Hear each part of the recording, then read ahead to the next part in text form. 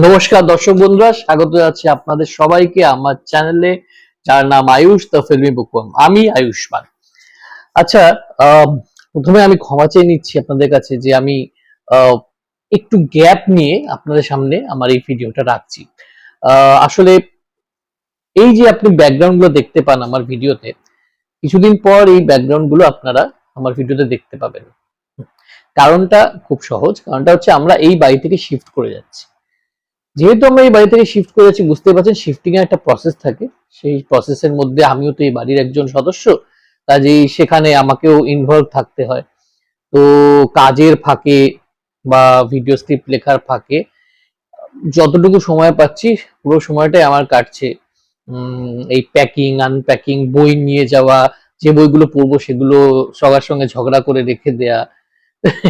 তো এসবের মধ্যে যাচ্ছে। তো সেজন্য বই পড়াটা একটু কম হচ্ছে, মানে বই পড়ার সময়টা একটু কম পাচ্ছি। আর যেহেতু বই পড়ার সময় কম পাচ্ছি, তাই বই পড়ে তো রিভিউ দেবো, সেজন্য রিভিউ দেওয়ার হয়তো হয়ে উঠছে না বেশ কিছু বইয়ের, নতুন বইয়ের আর কি। কিন্তু এই কদিন আমি একটু কষ্ট করে হলেও সময় বের করেছি, বের করে পড়ে ফেলেছি 3টে চমৎকার উপন্যাস। এবং এই রিভিউ গুলো কিন্তু পরপর আসবে, মানে এই 3টে বইয়ের রিভিউ পরপর আমার চ্যানেলে আসবে। এটা একটা সুখবর আপনাদের জন্য। এই 3টে বই কিন্তু বেশ হাইপ বই ছিল কলকাতা আন্তর্জাতিক বই মেলাতে।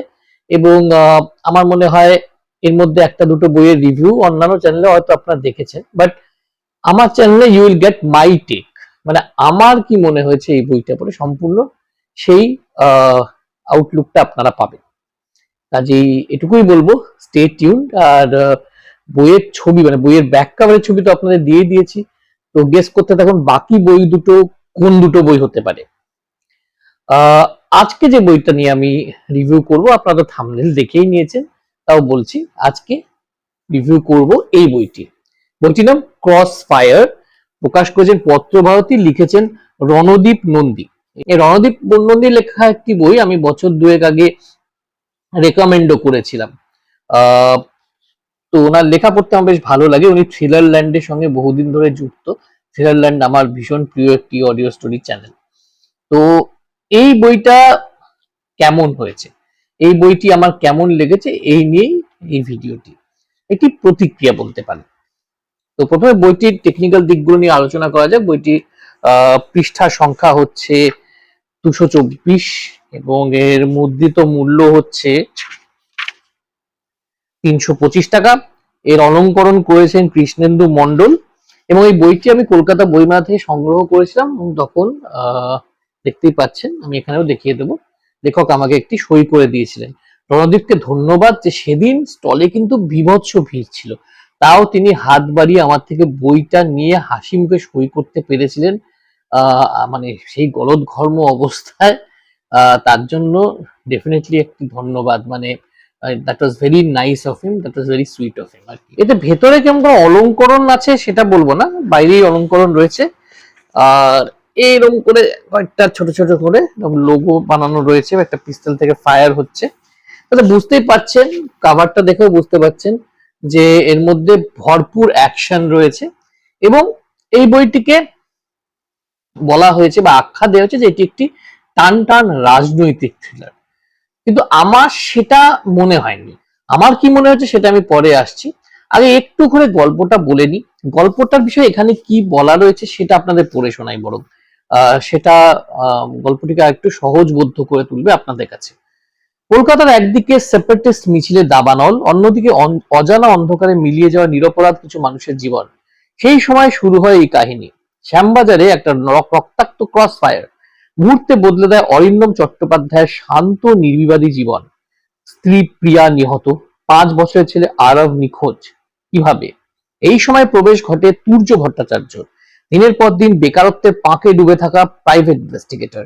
সে নিজেও জানে না এই তদন্তই তার জীবনের সব থেকে কঠিন, বিপজ্জনক ও বিধ্বংসী অভিজ্ঞতা হয়ে উঠবে।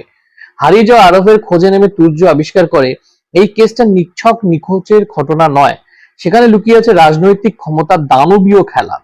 তুর্য কি সত্যের কাছে পৌঁছতে পারবে? নিখোঁজ শিশু আরব কি এখনো বেঁচে আছে? এই শহরে আলো আধারির আড়ালে কারা লিখছে এই রক্তাক্ত ইতিহাস? একটা রাজনৈতিক থ্রিলার যেখানে উত্তেজনা, আবেগ, রহস্য এবং বিপদ একই সুতোয় গাঁথা। এবার আপনি যদি এখানে দেখেন, এটাকে বইটিকে অনেকগুলো পর্বে বিভক্ত করা হয়েছে এবং প্রত্যেকটি পর্ব একটা ক্লিফ হ্যাঙ্গারে শেষ হয়েছে। এই যে ফ্ল্যাপে গল্পটি বলা হয়েছে, মূলত গল্পটির নির্যাসই হচ্ছে এটা, মানে যেটা এখানে বলা হয়েছে সেটাই হচ্ছে গল্প, সেটাই হচ্ছে এর কাহিনী। কিন্তু এই কাহিনীর মধ্যে প্রচুর লেয়ার্স রয়েছে, প্রচুর টুইস্ট রয়েছে এবং প্রচুর অ্যাঙ্গেল রয়েছে বলা যেতে পারে। এবং এখানে ডিটেকটিভ, সেই ডিটেকটিভ একটু ফ্লড ডিটেকটিভ। নর্মালি আমরা পুলিশের এই ধরনের চরিত্র প্রচুর দেখে থাকি এখনকার সাহিত্যে। মানে তার বিবাহিত জীবন একেবারেই ভালো নয়, সুখের নয়, এবং আগের যে কেসটা ছিল, যে কেস নিয়েও একটি বই আছে পত্রভারতী থেকে, সেই কেসের হ্যাংওভার তার জীবনে চলছে, এরকম একটি চরিত্র। তো এরকম একটি চরিত্র যখন থাকে তখন অবভিয়াসলি তারও একটা অ্যাঙ্গেল এক্সপ্লোর করা থাকে, সেটাও এই উপন্যাসে করা রয়েছে। এবার সবকিছুই কি খাপে খাপে মিললো, নাকি কোথাও না কোথাও ন্যারেটিভে টান পড়লো, সূত্রটা আলগা হলো, নাকি সত্যি এটি একটি টান টান উপন্যাস যেখানে এক মুহূর্ত পাঠক রেসপাইট পাবেন না? চলুন দেখা যাক।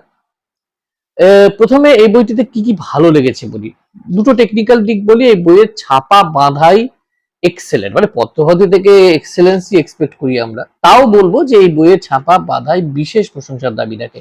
এর ফন্ট সাইজ একটু ছোট হলেও সেরকম কোনো বানান ভুল তো আমি পাইনি, এবং গ্রামাটিক্যাল এরর লেখায় নেই বললেই চলে। এবার আসি কাহিনীর দিকে। কাহিনীটি ভীষণ অভিনব না হলেও কাহিনীটি যেভাবে একটি ছোট্ট ঘটনা থেকে আস্তে আস্তে আস্তে একটি বিশাল বড় কনস্পিরেসির দিকে বাঁক নেয়, সেটা কিন্তু যথেষ্টই চিত্তাকর্ষক মনে হয়েছে আমার কাছে। এই ধরনের পরিসরের কাহিনী কিন্তু বাংলা সাহিত্যে খুব বেশি পাওয়া যায় না। এটা ট্রুলি একটা ইন্টারন্যাশনাল কনস্পিরেসির গল্প বলতে পারেন আপনি, এবং এটিকে কিন্তু আমার ব্যক্তিগতভাবে পলিটিক্যাল থ্রিলারের থেকে একটি স্পাই থ্রিলার হিসেবে আমার সার্থক বলে বেশি মনে হয়েছে, যার মধ্যে একটি ডিটেকটিভ উপন্যাসও কোথাও না কোথাও অন্তর্নিহিত রয়েছে। অবভিয়াসলি যেহেতু এখানে একজন প্রাইভেট ইনভেস্টিগেটরের এত বড় একটা চরিত্র রয়েছে, তুর্য ভট্টাচার্য। কিন্তু এই যে তিনটে সাব জনরা, এটার মিশেল কিন্তু বেশিরভাগ জায়গাতেই ক্লিক করে গেছে, এবং তার জন্য হয়েছে কি, তার জন্য প্রচুর উত্তেজনাময় মুহূর্ত তৈরি হয়েছে, এবং এই মুহূর্তগুলোর বিল্ড আপ লেখক ভীষণ ভালো করেছেন। এ গেল আরেকটা পজিটিভ দিক। আচ্ছা, এরপরে এই বইটির যে পজিটিভ দিক নিয়ে আমি আলোচনা করব সেটা হচ্ছে এই বইয়ের মূল চরিত্রগুলো। এই বইয়ের কিছু চরিত্র আছে যারা একদমই গল্পের মাঝামাঝি পোর্শনে আসে, কিন্তু এসে বলে না, এসেই সেঞ্চুরি হাঁকানো বা এসেই প্রথম বলেই ছক্কা হাঁকানো, সেই চরিত্রগুলি প্রায় তাই করেছে। শ্যাডো বলে একটি চরিত্র আছে, তার যেভাবে মানে এন্ট্রি ঘটানো হয়েছে গল্পে, অসাধারণ। ঠিক মনে হচ্ছে আপনি চোখের সামনে একটি টান টান হলিউডি অ্যাকশন সিনেমা দেখছেন। আমার তো দারুণ লেগেছে ওনার এন্ট্রিটা। এছাড়া এখানে একটি সাংবাদিকের চরিত্র আছে, সেই সাংবাদিকের চরিত্রটার মধ্যে প্রচুর রহস্য রয়েছে, প্রচুর লেয়ার্স রয়েছে। সেটা আমার ভীষণ ভালো লেগেছে, কারণ এই ধরনের গল্পে স্ট্রেট কাট চরিত্রের বেশি সমাগম ভালো লাগে না। চরিত্রগুলোর মধ্যে একটু লেয়ার্স, একটু সাদায় কালোয় মেশানো চরিত্র হলে তাহলেই সেটা ভালো লাগে। এখানে একমাত্র সাদা, ধবধবে সাদা চরিত্র আমার মনে হচ্ছে অরিন্দম চট্টোপাধ্যায়কে। এবার অরিন্দমের চরিত্রেও কিছু গ্রে শেড আছে কিনা হয়তো পরের খণ্ডে আমরা জানতে পারবো। হ্যাঁ, এই বইটি কিন্তু ওপেন এন্ডেড, এই বইটি কিন্তু এখানেই শেষ হয়ে যাচ্ছে না।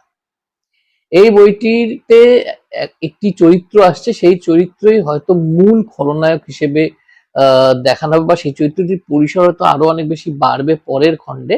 এটা স্পয়লার না দিয়ে আমি আপনাদের বলে দিলাম। তো ওয়াচ আউট ফর মোর, এটুকুই বলবো। ক্রসফায়ারের পরের পার্টও হয়তো বেরোতে পারে অচিরেই। এই উপন্যাসে যে ওপেন এন্ডেড কথাটা বললাম, এই ওপেন এন্ডটা রাখা কিন্তু ভীষণ ক্রুশিয়াল হয়ে দাঁড়ায় এবং ভীষণ ট্রিকি। মানে কোনো উপন্যাসকে আপনি যদি ক্লোজ না করেন, পরের খণ্ডের আভাস দেন, সেটা অনেক সময় না জোর করে ঢোকানো মনে হতে পারে, কিন্তু এখানে কিন্তু সেটা জোর করে ঢোকানো মনে হয়নি। ন্যারেটিভের সঙ্গে সেটা দিব্যি গেছে, এবং পাঠকও কিন্তু অপেক্ষা করবেন যে পরের খণ্ড কবে আসবে। এখানে যে অ্যাকশন যে জায়গাগুলো রয়েছে, সেই জায়গাগুলো ভীষণ ভিজুয়াল। হ্যাঁ, ভায়োলেন্স তো অবভিয়াসলি আছে, কিন্তু সেই ভায়োলেন্সটা ভীষণ ভিজুয়াল ভাবে রয়েছে, এবং অ্যাকশন যে জায়গাগুলো, সেই জায়গাগুলো ভীষণ অথেন্টিক বলে মনে হয়, এবং ভীষণ স্ট্রাইকিং বলে মনে হয়। এই জিনিসটা কিন্তু এখনকার অনেক সাহিত্যিকরা খুব এফেক্টিভলি করছেন বাংলা সাহিত্যে, এবং ভালো কি খারাপ সেদিকে না গিয়ে বা বায়াস না হয়েই বলা যায় এটা একটা নতুন ধরনের দিক। সাধারণত আগে বাংলা সাহিত্যে বা গোয়েন্দা সাহিত্যে ওই জুজুৎসুর প্যাচ মেরে ফেলে দিল এরকম একটা দায়সারা গোছের বর্ণনা থাকতো, কিন্তু এখানে কিন্তু বর্ণনাটা বেশ গ্রাফিক ভাবে রয়েছে। আমার তো ভাই ব্যক্তিগতভাবে ভালো লেগেছে, আমি অ্যাকশন সিনেমার ফ্যান, আমার ভালো লেগেছে। আচ্ছা, এখানে যে তুর্যর চরিত্রটা দুর্দান্ত একটা চরিত্র। এই চরিত্রের সিরিজ যে হচ্ছে, আমি এর আগের যে উপন্যাসটা দুর্ভাগ্যক্রমে আমার সংগ্রহে থাকা সত্ত্বেও পড়া হয়নি, সেই উপন্যাসটাও কিন্তু ভীষণ একটা টান টান উপন্যাস আমি শুনেছি, এবং সেই উপন্যাসে কিন্তু দুর্যোধ চরিত্রটাকে খুব সুন্দরভাবে মানে গড়েছিলেন লেখক, বলা যায় এঁকেছিলেন বলে আমি শুনেছি। হ্যাঁ, এই উপমা আমি এক বন্ধুর থেকে শুনেছি। এখানেও তার কিন্তু অন্যতা হয়নি, দুর্যোধ চরিত্রটার সঙ্গে আপনি কেমন যেন জড়িয়ে যাবেন। সাধারণত বলা হয় যে গোয়েন্দা চরিত্র একটু নৈর্ব্যক্তিক হয় বা গোয়েন্দা চরিত্রকে অ্যাডমায়ার করা যায়, কিন্তু তার সঙ্গে একাত্ম হওয়া যায় না। কিন্তু এখানে কিন্তু তা হয় না। এখানে আপনি গোয়েন্দা চরিত্রটার উপর রাগ করবেন, তার উপর প্রচন্ড ইরিটেশন হবে, কিন্তু আবার সহানুভূতিও জাগবে। আবার আপনি তার বুদ্ধিমত্তা, তার সাহস, তার সৎ সাহসের প্রশংসাও করবেন। এবং মানে এটা খুব দরকার ছিল, কারণ সেই যেহেতু এই গোটা উপন্যাসের সেন্ট্রাল ক্যারেক্টার, এবং সেই সবকিছু ঘটাচ্ছে, মানে ইজ লাইক দ্য এজেন্ট। কাজেই সেটা সেদিক দিয়ে মানে সার্থক চরিত্র চিত্রণ হয়েছে এই চরিত্রে। এবার আমি আসছি এই উপন্যাসের দু তিনটি এমন দিক নিয়ে যেগুলো আমার ততটা ভালো লাগেনি। দেখুন, কোনো উপন্যাস যদি একেবারে খুব স্পিডের সঙ্গে শুরু হয়, সেটা যেমন ভালো লাগে, কিন্তু একটা আশঙ্কা তৈরি হয় যে এত স্পিডে এমন একটা গতিতে শুরু হলো উপন্যাসটা, কোথাও গিয়ে দম হারিয়ে ফেলবে না তো? অনেকটা ওই রেসিং ট্র্যাকে রানার্সদের দৌড়ানোর মতো নাকি, দেখবেন রেসিং ট্র্যাকে যখন যে রানার প্রথমেই অনেকটা স্পিড নিয়ে নেয়, পরের দিকে কিন্তু সে পিছিয়ে পড়ে। আপনি ভাগ মিল্খা ভাগের শুরুর দিকে একটা সিন দেখবেন, যদি দেখে থাকেন, আর যদি দেখে না থাকেন দেখবেন, তাহলে বুঝতে পারলাম আমি কি বলতে চাইছি আর কি। যাই হোক, এখানেও সেটা হয়েছে, মানে দুর্ভাগ্যক্রমে মানে 100 পাতা অব্দি আপনাকে না ভাবার অবকাশই দেবে না এই উপন্যাস, এত দুর্দান্ত গতিতে উপন্যাস কি এগোয়। কিন্তু একটা পয়েন্টে গিয়ে উপন্যাসটা একটু একটু খেই হারাতে থাকে, মানে মনে হচ্ছে যেন লেখক একটু প্লটের জন্য হাতড়াচ্ছেন, প্লটের নতুন একটা টুইস্ট এন্ড টার্ন আনার জন্য হাতড়াচ্ছেন।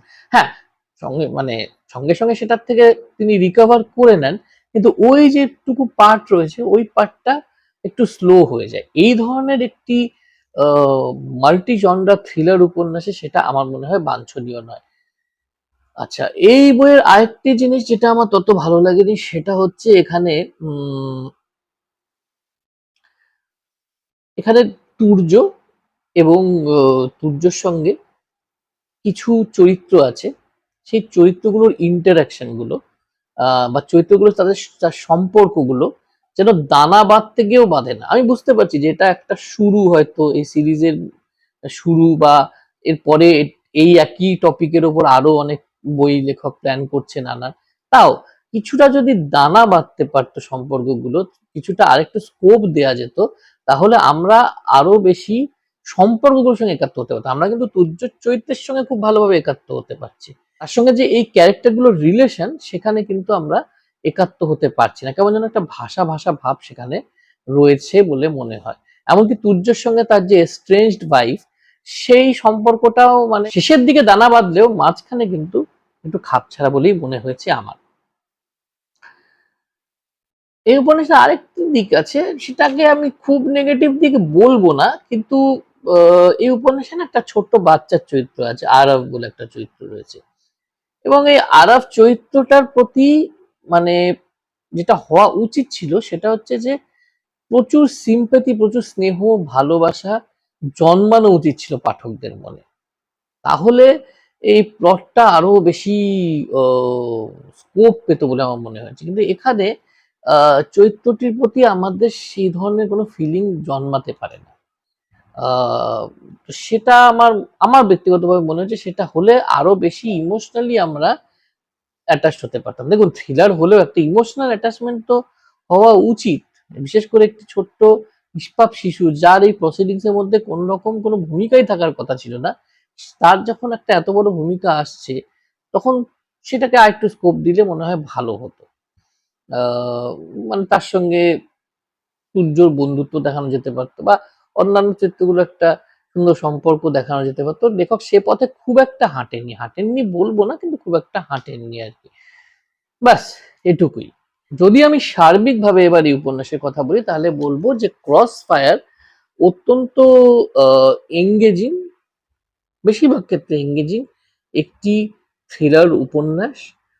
এই ধরনের উপন্যাস, এই পরিসরের উপন্যাস বাংলায় কমই লেখা হয়, এবং এখানে আহ, যেটা বললাম, এবং এখানে যে ধরনের থ্রিল রয়েছে, এক্সাইটমেন্ট রয়েছে, সেটাও কিন্তু কম বাংলা থ্রিলার উপন্যাসেই পাওয়া যায়।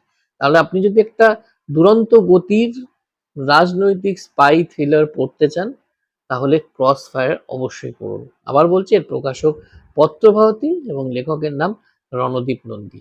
তো এই ছিল আমার ক্রস ফায়ার নিয়ে একটি আলোচনা। আপনাদের এই আলোচনাটা কেমন লাগলো, এবং আপনারা যারা পড়েছেন এই উপন্যাসটি, তারা কি আমার সঙ্গে একমত? একমত না হলেও কমেন্ট বক্সে নির্দ্বিধায় লিখে পাঠাবেন। আর ভালো লাগলে প্লিজ প্লিজ প্লিজ চ্যানেলটাকে লাইক, শেয়ার এবং সাবস্ক্রাইব করতে ভুলবেন না। বেল আইকনটাকে প্রেস করতে ভুলবেন না, তাহলে সবচেয়ে প্রথমে নোটিফিকেশন পৌঁছে যাবে আপনাদের কাছে। আজ তাহলে আসি। ভালো থাকবেন, সুস্থ থাকবেন। Take very care of your self. শুভরাত্রি। টাটা।